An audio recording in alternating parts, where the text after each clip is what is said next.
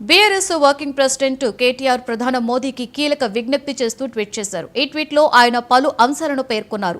పర్యావరణం పైన, ప్రధానిగా తన బాధ్యతలపైన చిత్తశుద్ధితో నిరూపించుకోవాల్సిన సమయమని పేర్కొన్నారు.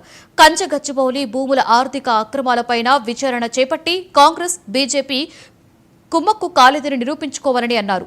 ప్రధాని నరేంద్ర మోదీ హైదరాబాద్ సెంట్రల్ యూనివర్సిటీ కంచగచ్చిబౌలిలో జరిగిన విధ్వంసం విషయంలో తన చిత్తశుద్ధిని నిరూపించుకోవాలని పేర్కొన్నారు. సీఎం రేవంత్ రెడ్డి చేసిన విధ్వంసంపైన ప్రధానమంత్రి మాట్లాడింది కేవలం బూటకం కాకుంటే చర్యలు తీసుకోవాలని ఆయన కోరారు. కంచగచ్చిబౌలి అంశం కేవలం వందల ఎకరాల పర్యావరణ విధ్వంసం మాత్రమే కాదు, కాంగ్రెస్ ప్రభుత్వం చేసిన 10,000 కోట్ల ఆర్థిక మోసమంటూ పేర్కొన్నారు.